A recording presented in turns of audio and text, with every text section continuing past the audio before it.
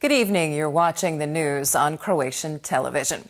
Slowinski Brod residents are still getting their water from tanker trucks, although test results have shown that the level of hydrocarbons in the town's water system was within acceptable limits for use. However, it has not been confirmed yet whether the water is safe for drinking. Meanwhile, the National Water Company is working to restore clean water to households.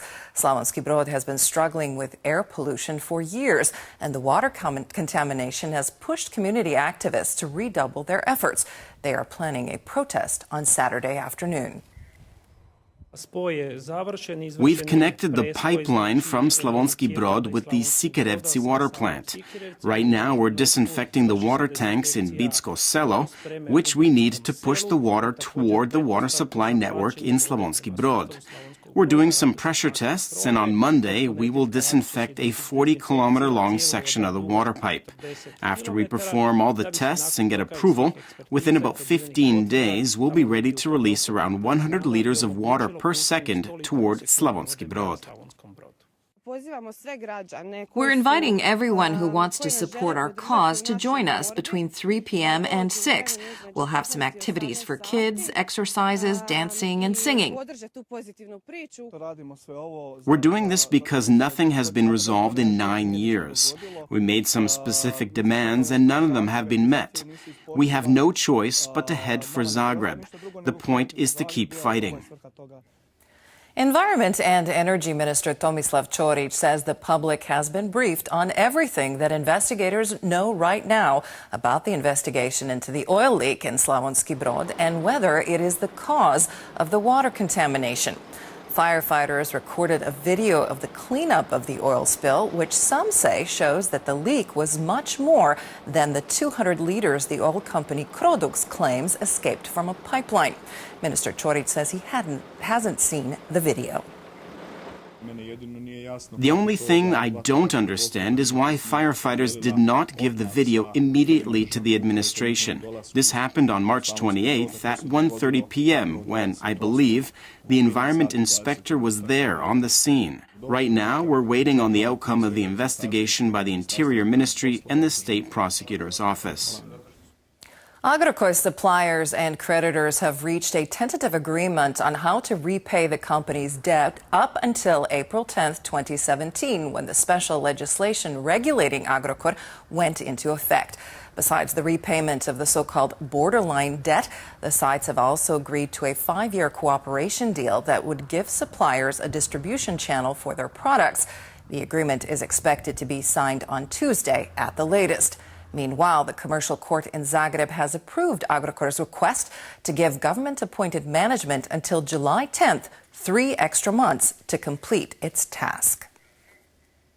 The paper Jutarnji List has reported the draft of a new family law has been sent to the HDZ's coalition partners.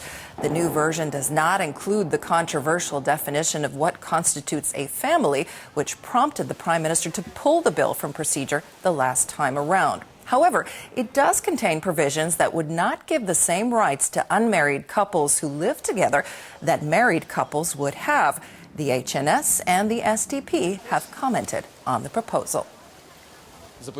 To begin with, the HNS did not receive a copy of the final draft of the family law. When it comes to the news that the new law will introduce the concept of child education according to the religious beliefs of parents, the HNS has a very clear position on this issue. We are a secular state. Religion is taught in religious communities, not in schools. Education cannot be defined by the family law, rather exclusively by laws regulating education. What we'd like to stress and what we see as a problem are poorly designed solutions that will be detrimental to children. That's our biggest problem with this law right now. Demographics and Family Minister Nada Murganić says the draft of the bill has not been finalized yet. I have to stress that we are still working on the proposed draft of the family law, and I am not familiar with this version.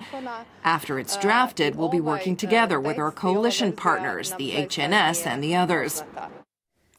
Foreign and European Affairs Minister Maria Pejcinovic-Buric met today with France's Minister of European Affairs, Nathalie Loiseau. The two countries have signed a third document on a strategic partnership between the two countries. The action plan outlines activities that are intended to strengthen the partnership. The two ministers also discussed EU enlargement and the importance of the accession process for the countries of southeastern Europe. We believe that this action plan is an opportunity to strengthen support for and bolster the efforts Croatia is putting in to achieve our strategic priorities, joining the Schengen area, the Eurozone, and the OECD. We are aware of how important it is for Croatia to join the Schengen area, which must undergo reform. All of our bilateral meetings will be headed in that direction. At the same time, we are aware of how important it is for Croatia to adopt the euro, and we'll do everything we can to help you. In sports, Croatia and Kazakhstan are tied 1-1 in the quarterfinals of the Davis Cup. In the second match of the day, Mikhail Kukushkin beat Borna Čorić this evening. The score was 3-6, 7-6, 6-4, 6-2. Earlier today in Varaždin, Marin Cilic dispatched Dimitri Popko in straight sets. The doubles match is scheduled for Saturday afternoon.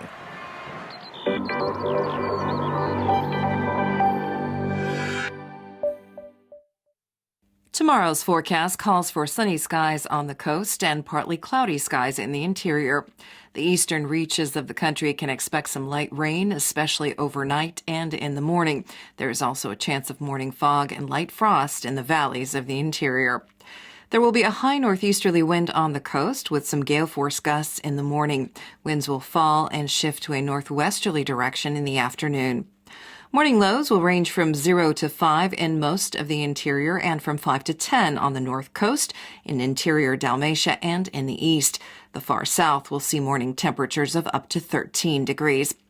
The day's highs will range from 12 to 17 degrees inland and from 16 to 20 on the coast.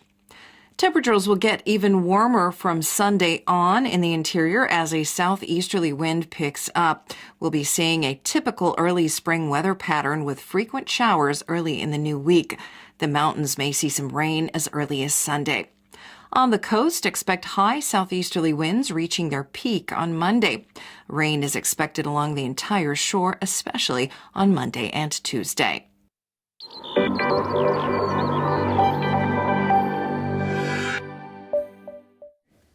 And that brings us to the end of the news. Thanks for joining us. We'll see you again tomorrow.